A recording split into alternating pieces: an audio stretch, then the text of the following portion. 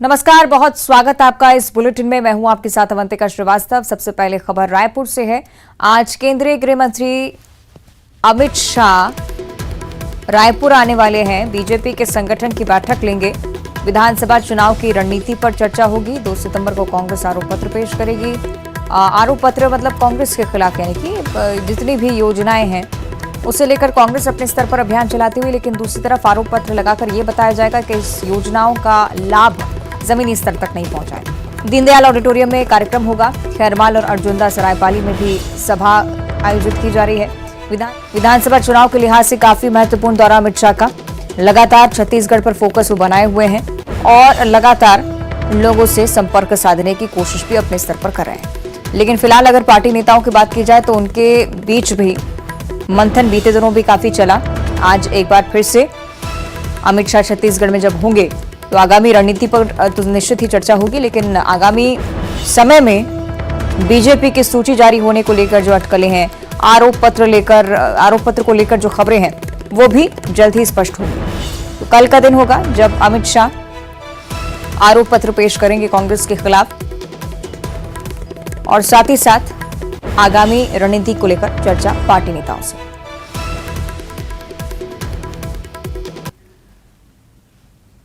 और अब भोपाल से अगली बड़ी खबर, जहां उम्मीदवारों की दूसरी सूची पर बीजेपी आज मंथन करने वाली है। बीजेपी के दिग्गज बैठक लेंगे। चुनाव की रणनीति को लेकर प्रदेश पदाधिकारियों से चर्चा होगी। कांग्रेस की तैयारियों के बारे में जानकारी लेंगे।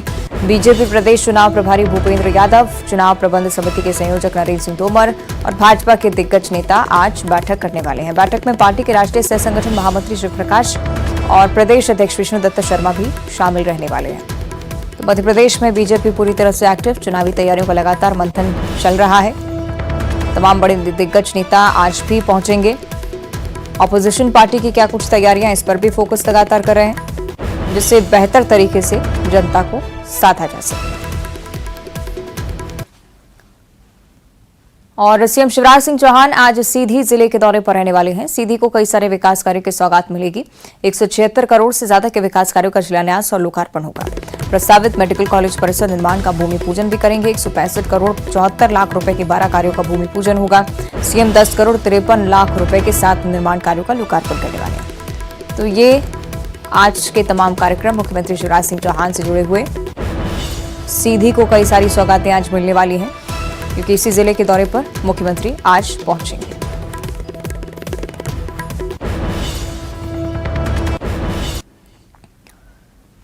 और छत्तीसगढ़ की सियासत से जुड़ी एक और बड़ी जानकारी, कांग्रेस से आम आदमी पार्टी हाथ मिला सकती है, यानी कि दोनों गठबंधन में चुनाव लड़ सकते हैं। विधानसभा चुनाव के लिए इस तरह की खबरें निकलकर सामने आ रही हैं। दोनों गठबंधन के साथ ही चुनाव लड़ने के नतीजे पर बहुत ही जल्दी पहुंचेंगे। इस बारे में भी सूत्रों के हवाले से खबर है। 1-2 दिन में फैसला हो सकता है।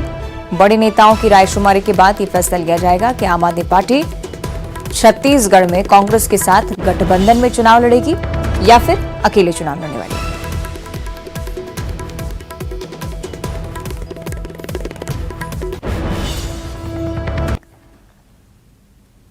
और छत्तीसगढ़ के चुनावी मैदान में उतर चुकी आम आदमी पार्टी ने गौवंश की नीलामी को लेकर प्रदेश सरकार पर हमला बोला है।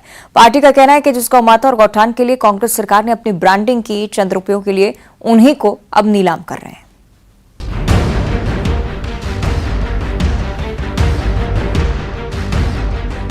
छत्तीसगढ़ में आम आदमी पार्टी विधानसभा चुनाव को त्रिकोणीय बनाने की पुरजोर कोशिश कर रही है। प्रदेश की दोनों प्रमुख पार्टियों के बीच जारी घमासान के बीच पार्टी हमलावर है।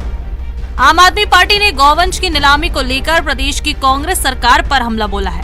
पार्टी ने कहा कि गौमाता के नाम पर अपनी ब्रांडिंग करने वाली सरकार चंद रुपयों के लिए गौवंश को बेचने पर उतर आई है। गौठान के नाम पर करोड़ों रुपए खर्च करने के बाद गायों की नीलामी निंदनीय है। गौठान योजना भ्रष्टाचार की भेंट चढ़ गई है। रायपुर नगर निगम के इस फैसले के खिलाफ आम आदमी पार्टी सड़कों पर उतरेगी। गौठान के नाम पे करोड़ों का भ्रष्टाचार करने वाली सरकार का इससे बुरा चेहरा क्या हो सकता है, इससे बुरी बात क्या हो सकती है कि आप गाय माताओं का अब नीलामी करने के लिए आप हो चुके हैं और पेपर के माध्यम से आप लोगों को आमंत्रित कर रहे हैं कि आओ और गाय खरीदो। जब आपका गाय गोबर बिक रहा है, वर्मी कंपोस्ट बिक रहा है, गौमूत्र बिक रहा है, लोग करोड़पति बन रहे हैं, इन गाय माताओं का संरक्षण क्यों नहीं दे पा रहे? एक तरफ बघेल सरकार पर बीजेपी ताबड़तोड़ आरोपों के तीर छोड़ रही है, वहीं आम आदमी पार्टी भी भ्रष्टाचार, घोटाले और गलत नीतियों को लेकर लगातार हमलावर है। ऐसे में सूबे की सत्ता बरकरार रखने की कवायद में जुटी कांग्रेस को दोहरी चुनौती का सामना करना पड़ रहा है। युगल तिवारी, न्यूज़ 18 रायपुर। भाई आपने गोठान बनाया, भूपेश सरकार गोधन की बात करती है, गौमूत्र की बात करती है, गौ माता की बात करती है और उसको सुरक्षित रखने के लिए, पालने के लिए गोठान बनाए। जनता की गाढ़ी कमाई का 1300 करोड़ रुपए गौ माता के नाम पर आपने खर्च किया, उसमें भी बड़ा भ्रष्टाचार किया और अब गाय को पकड़कर आप नीलाम करना चाहते हैं। तो गोठान किस लिए बताया? क्या गाय को नीलाम करके आप कसाईयों को देना चाहते हैं या उसकी तस्करी करवाना चाहते हैं? इसलिए तो हम शुरू से कहते हैं गाय और राम ये भारतीय जनता पार्टी की संस्कृति और परंपरा में है। कांग्रेस तो इसे राजनीति के लिए उपयोग कर रही है। देखा ना, आखिर नीलामी कर रहे हैं ना गायों की। और देखिए, भारतीय जनता पार्टी अस्तर-छीन राजनीति कर रही है। कांजी हाउस में जब कोई आवारा पशु बंद होता है तो एक समय के बाद में उसकी नीलामी की जाती ताकि उन पशुओं के बारे में कोई उसको खरीदना चाहे, उनको पालना चाहे तो खरीद सकता है। इससे सरकार के ऊपर भी व्यय नहीं आता है। ये पुरानी परंपरा 2017 में तो भारतीय जनता पार्टी के सरकार के समय गोवंश की नीलामी होती थी, लेकिन उसके बाद उसकी देखभाल नहीं की जाती थी। और दुर्ग में बीजेपी सांसद सरोज पांडे ने मंच से मुख्यमंत्री से रक्षाबंधन का तोहफा मांगा है। महिला मोर्चा के रक्षाबंधन के कार्यक्रम को संबोधित करते हुए उन्होंने कहा कि सीएम भूपेश बघेल ने शराबबंदी की बात कही थी। रक्षाबंधन के मौके पर बहनों को आप तोहफा देते हैं, इसलिए प्रदेश की सभी बहनों को तोहफे में शराबबंदी दे दी जाए। आक्षेप ने उनसे आग्रह किया कि माननीय मुख्यमंत्री जी, मैं इस राखी को भेजती हूँ, आप शराबबंदी का आपने वादा किया था, मेरा आग्रह है कि आप उपहार में जरूर कुछ न कुछ देते हैं। और जब रक्षाबंधन का पर्व आता है, जब कलाई पर हम राखी बांधते हैं तो कुछ चाहिए नहीं, मेरे भाई की आयु लंबी हो जाए, मेरी उम्र भी उसको लग जाए, हम यही कामना करते हैं। लेकिन भाई भी अपना फर्ज निभाता है, जो बहन मांगती है उसे जरूर देता है और नहीं मांगती है तो भी देता है, वो उसका प्यार है, उसका स्नेह है। लेकिन छत्तीसगढ़ के मुख्यमंत्री जी से जब मैंने शराबबंदी का वादा पूरा करने की बात कही, क्योंकि इन्होंने शराबबंदी का वादा हम सब बहनों से किया था, छत्तीसगढ़ की हर बहन से किया था और इन्होंने कहा था कि हम शराबबंदी लागू करेंगे। सब बहनों ने टूटकर कांग्रेस को वोट दिया। मैंने वादा याद दिलाया और मैंने कहा कि आप वादा पूरा कर दीजिए, इस राखी यही उपहार दे दीजिए। मुख्यमंत्री जी ने उसको राजनीति बना दिया। हमने बिल्कुल चाहते थे कि शराबबंदी हो, लेकिन जब यहाँ के लोगों से बातचीत कुछ इसके बारे में जब ग्राउंड वर्क किया, तब ऐसा लगा कि अभी समय ठीक नहीं है शराबबंदी लागू करने के लिए। ग्वालियर से अगली बड़ी खबर, जहां ग्वालियर में डेंगू का खतरा लगातार बढ़ता जा रहा है। गुरुवार को डेंगू के 17 मरीज मिले हैं। जयरोग अस्पताल और जिला अस्पताल में 66 सैंपल्स की जांच हुई थी। 10 साल के बच्चे समेत 17 मरीजों में डेंगू की पुष्टि हुई है। ग्वालियर जिले के 10 और अन्य जिलों में 7 मरीज शामिल हैं। जिले में डेंगू का बढ़कर आंकड़ा 75 जा पहुंचा है। तो ग्वालियर से बड़ी खबर, डेंगू का प्रकोप लगातार ग्वालियर में बढ़ता हुआ, कई ऐसे मरीज जो कि अब लगातार निकलकर सामने आ रहे हैं। 66 सैंपल्स की जब जांच हुई जिला अस्पताल और जयरोग अस्पताल संयुक्त रूप से अगर हम बात करें, इनमें से 17 मरीज जिनमें डेंगू की पुष्टि हुई है। 10 साल के बच्चे में भी डेंगू मिला है। और ज्यादा जानकारी हम लेंगे सहयोगी सुशील कौशिक ग्वालियर से हमारे साथ लाइव जुड़ चुके हैं। सुशील, ये जो आंकड़ा सामने आ रहा है निश्चित तौर पर डराता हुआ, लेकिन क्या प्रबंध निगम की तरफ से इसके रोकथाम के लिए कोई?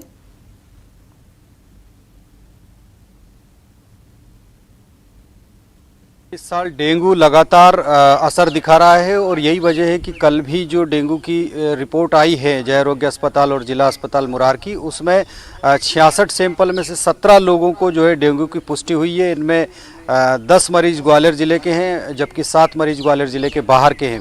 इसी के साथ आंकड़ा भी बढ़कर 60 से ऊपर पहुँच चुका है ग्वालियर ज़िले में डेंगू पॉजिटिव का।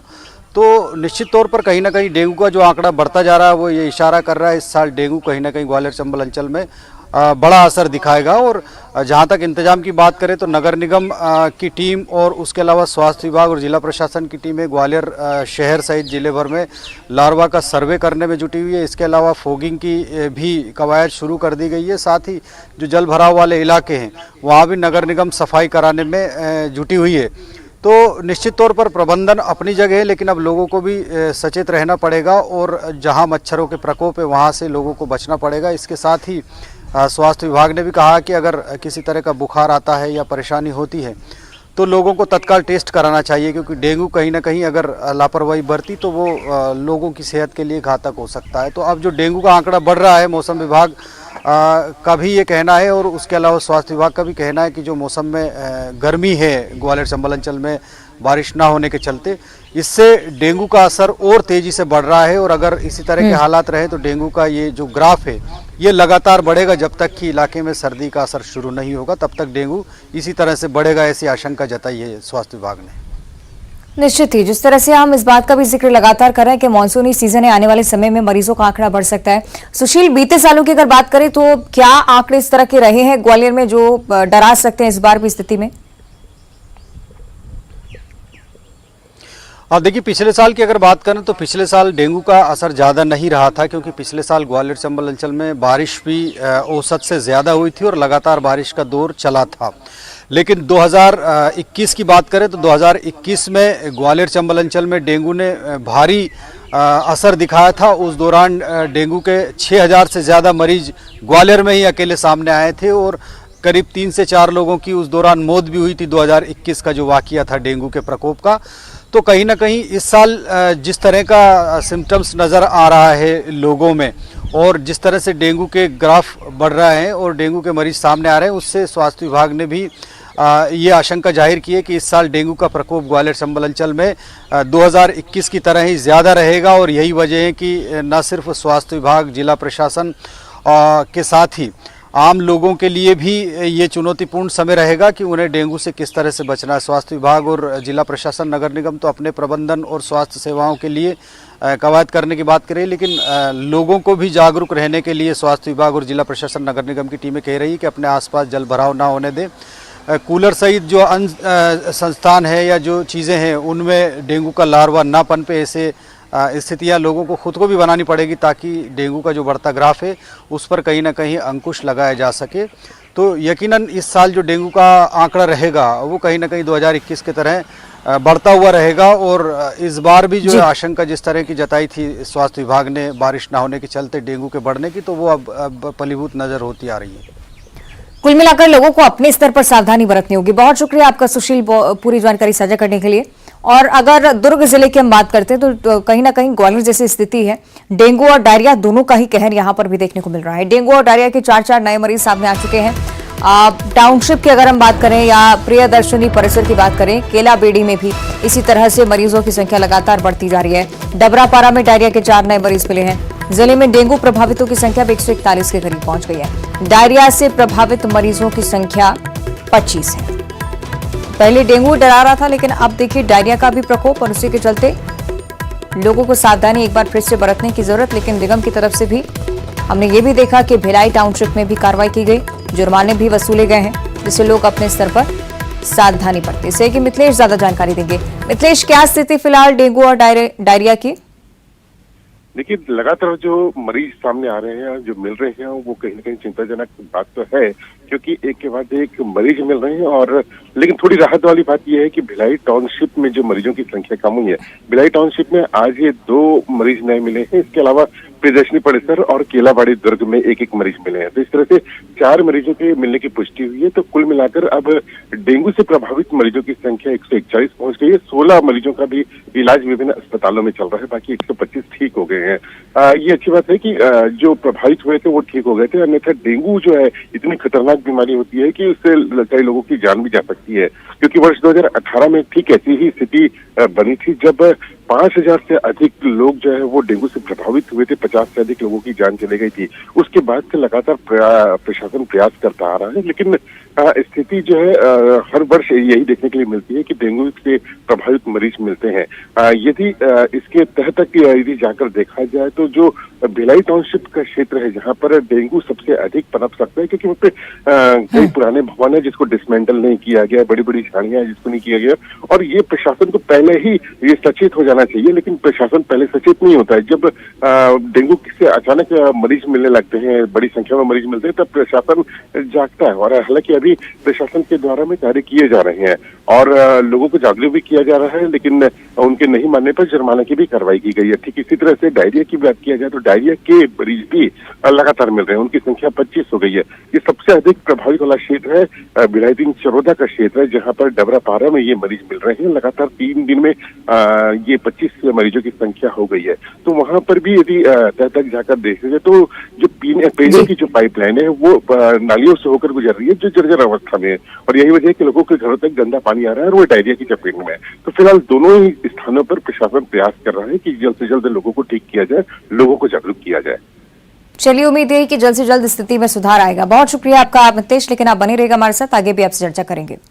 और दुर्ग से भिलाई से अगली बड़ी खबर भी है, जहां पानी की सप्लाई बाधित रहने को लेकर खबरें सामने आ रही हैं। करीब आधे शहर में पानी की सप्लाई नहीं होगी। वाटर फिल्टर प्लांट में खराबी से सप्लाई आज बाधित रहने वाली है। वाल्व खराब होने के चलते पानी की टंकियां खाली हैं और इसी वजह से माना जा रहा है कि आज पानी की सप्लाई बाधित रह सकती है। सुधार कार्य कब तक पूरा होगा, इस बारे में भी कोई सूचना नहीं। आने वाले समय तक भी ये संकट और खिंच सकता है। सहयोगी मिथिलेश हमारे साथ लगातार जुड़े हुए हैं। मिथिलेश, क्या स्थिति बताई गई अभी तक निगम की तरफ से, कोई वैकल्पिक व्यवस्था? देखिए, नगर निगम ने इसे कोई सीमा तय नहीं की और ये बताया भी नहीं है कि कब तक ये ठीक हो सकता है। ये जरूर कहा गया है कि लगातार कार्य चल रहा है और कोशिश ये की जा रही है कि जल्द से जल्द ये कार्य ठीक हो जाए। 66 MLD फिल्टर प्लांट से पानी की सप्लाई लगभग शहर में होती है, लेकिन वहां पर वॉल में लीकेज आ जाने के कारण उसको ठीक करने का प्रयास किया जा रहा है। लेकिन उस दौरान जो है पानी की जो टंकियां बढ़ती है फिल्टर प्लांट से, करीब 5 पानी की टंकियां उससे नहीं भर पाई है। इस वजह से शहर में पानी की सप्लाई आज पूरी तरह से बाधित रहेगी। करीब आधा जो शहर है उसको पानी नहीं मिल पाएगा। तो नगर निगम की ओर से ये कहा गया है कि लगातार कार्य किया जा रहा है और कोशिश ये की जा रही है कि जल्द से जल्द जो वाल्व में खराबी आई है उसको ठीक किया जाए, लेकिन ऐसी कोई वैकल्पिक व्यवस्था की बात नहीं की गई है। उनका कहना है कि उनके पास वैकल्पिक व्यवस्था पहले से ही रहती है, चाहे बोर्ड की बात किया जाए, चाहे अन्य माध्यम होते हैं जिसको लेकर लोगों को कोई दिक्कत नहीं आने दी जाएगी। और हाल ये जरूर कहा जाता है बार बार कि टैंकरों के माध्यम से पानी की सप्लाई की जाएगी, ये बेहद आवश्यक होता है। लेकिन सबसे बड़ी बात यह है कि जिस तरह से आबादी बढ़ी है वहां पर चंद टैंकरों के माध्यम से पानी की सप्लाई करना ये अतिशयोक्ति ही लगती है। तो फिलहाल निगम का ये दावा है कि प्रभावित वाले क्षेत्रों में टैंकरों के माध्यम से पानी की सप्लाई की जा सकती है, जहां जहां डिमांड आएगी। तो कोशिश ये की जा रही है कि जल्द से जल्द जो वाल्व में लीकेज आया है उसको ठीक किया जाए, ताकि जो फिल्टर प्लांट से जो पानी की सप्लाई होती है वो बाधित ना हो और सुचारू रूप से वो चलती रहे। ठीक है, बहुत शुक्रिया आपका मिथिलेश, पूरी जानकारी साझा करने के लिए। जगदलपुर से अगली बड़ी खबर, जहां हादसे का शिकार हुई मालगाड़ी पटरी से उतर चुकी है। विशाखापट्टनम से बेलाडीजा की ओर ये मालगाड़ी जा रही थी और गोरापुर स्टेशन के नजदीक ये हादसा हो गया। केके रेल लाइन पर परिचालन पूरी तरह से बाधित हो चुका है। रात भर यहां पर नाइट एक्सप्रेस भी फंसी रही। यात्रियों को खासी परेशानियों का सामना करना पड़ रहा है। ये घटनास्थल की तस्वीरें हम आपको दिखा रहे हैं। जगदलपुर की ये तस्वीरें हैं। मालगाड़ी हादसे का शिकार हुई, पटरी से डिरेल हो गई और विशाखापट्टनम से बेलाडीजा की ओर जो मालगाड़ी जा रही थी उसके डिरेल होने के चलते अब ये पूरा मार्ग प्रभावित होता हुआ गोरापुर स्टेशन के नजदीक ये हादसा हुआ है। केके रेल लाइन पर परिचालन पूरी तरह से बाधित। रात भर नाइट एक्सप्रेस भी यहां पर फंसी रही। तमाम यात्री जो कि आवागमन कर रहे थे उनके लिए भी ये अब परेशानी का सबब बनता हुआ। तो घटनास्थल की ये तस्वीरें आप देखिए। मालगाड़ी डिरेल होने के चलते पूरा परिचालन ट्रेनों का इसी मार्ग पर बाधित हो रहा है।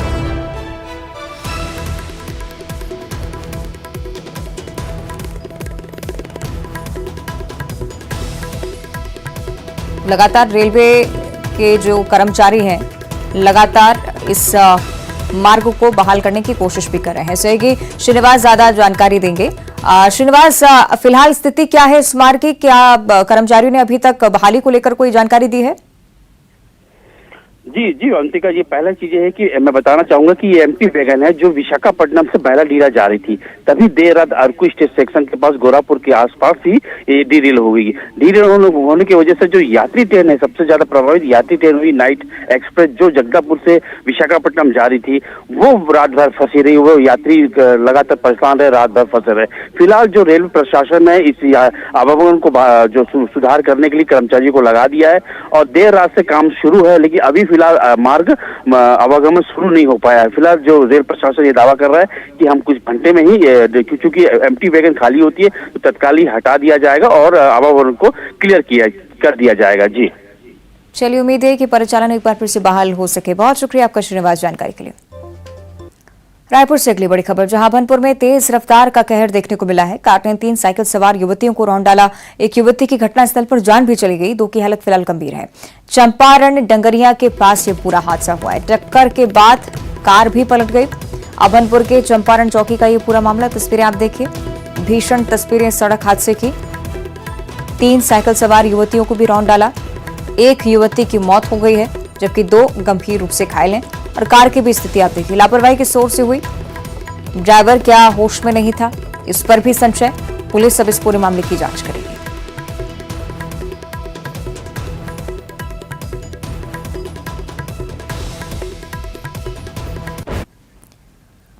रायपुर से अगली बड़ी खबर, जहां नहर में नहाने उतरे 3 युवकों में एक युवक लापता हो गया। 14 घंटे से युवक का सुराग नहीं लग पाया है। अभनपुर के गातापारा नहर में नहाने के लिए युवक उतरा था। पानी के तेज बहाव के चलते तीनों युवक बह गए, इस बारे में जानकारी, और 2 युवकों को सुरक्षित बाहर निकाल लिया गया। एक युवक की तलाश में एसडीआरएफ की टीम अभी भी जुटी हुई है। छपरा बिहार का निवासी ये युवक बताया जाता है, लेकिन अभी तक खबर नहीं लग पाई है कि व्यक्ति कहां है। और अगली खबर ग्वालियर से है। यहां महिलाओं के बीच मारपीट हुई, जिसका एक वीडियो सोशल मीडिया पर वायरल हो रहा है। मामला इंदरगंज थाना क्षेत्र के खल्लासीपुरा का है। यहां पारिवारिक संपत्ति को लेकर विवाद चल रहा था और ये विवाद इतना बढ़ा कि मारपीट तक बात पहुंच गई। घर के बाहर महिलाओं के बीच मारपीट हुई और ये वीडियो सोशल मीडिया पर वायरल हो रहा है। झगड़े के बाद दोनों पक्ष थाने पहुंचे, शिकायत दर्ज करवाई।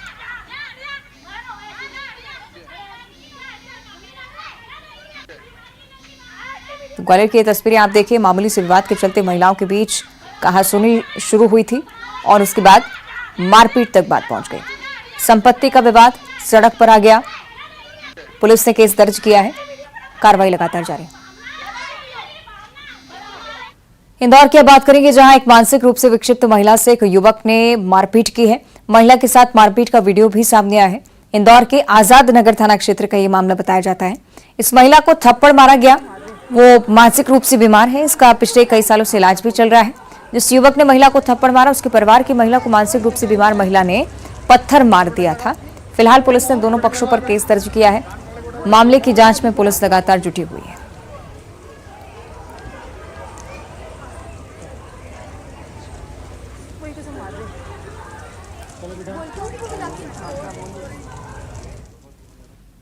इंदौर में लगातार अपराधियों के हौसले बुलंद होते जा रहे हैं। एक तरफ पुलिस लगातार बदमाशों की धरपकड़ कर रही है। देर रात चौराहों पर चेकिंग अभियान चलाया जा रहा है। इलाकों की लिस्टेड बदमाशों की सूची भी तैयार की जा रही है। इसके बावजूद बदमाश खुलेआम हथियार लहराते हुए नजर आते हैं। वीडियो सामने आए, वीडियो हम आपको दिखा रहे हैं। सदर बाजार थाना क्षेत्र की तस्वीरें। बंशे में धुत बदमाश इलाके में दहशत फैलाने के लिए तलवार लेकर घूम रहा था। वीडियो सामने आने के बाद पुलिस बदमाश को पकड़ने की बात कह रही है।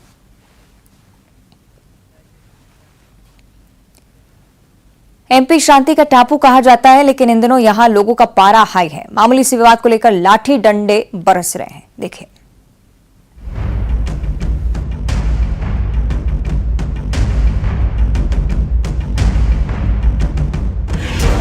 एमपी में जरा जरा सी बात पर लाठियां बरस रही हैं, लात घूंसे चलाए जा रहे हैं, बेरहमी की हद की जा रही है पार। शांति का टापू कहे जाने वाले एमपी में लोग बेकाबू होते जा रहे हैं। सागर की ये तस्वीरें देखिए। यहाँ एक महिला को डंडे लात घूंसे से पीटा गया। भीड़ ने महिला से जमकर मारपीट की। पीड़िता छतरपुर की बताई जा रही है। बताया जा रहा है कि महिला ने 4 महीने के बच्चे के लिए होटल से दूध मांगा, इस पर उसकी पिटाई कर दी गई। पुलिस ने इस मामले में 3 लोगों को गिरफ्तार किया है।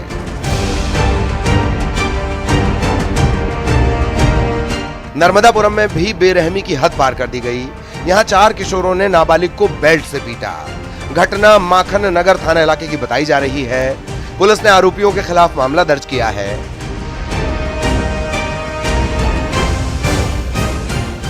उज्जैन में बीजेपी मंडल उपाध्यक्ष की कार्यकर्ताओं ने चप्पल से पिटाई कर दी। महिदपुर बस स्टैंड के पास की यह घटना है। घटना के बाद दोनों पक्षों ने थाने में शिकायत दर्ज की। मारपीट का वीडियो सोशल मीडिया पर वायरल हो रहा है।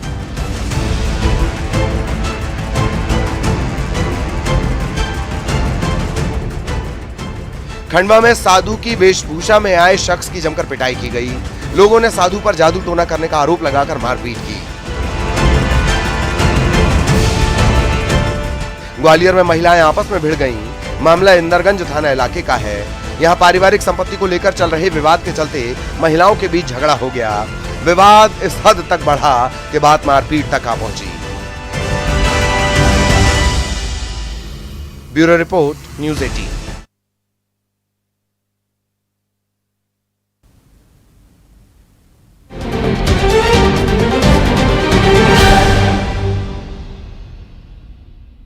Headlines presented by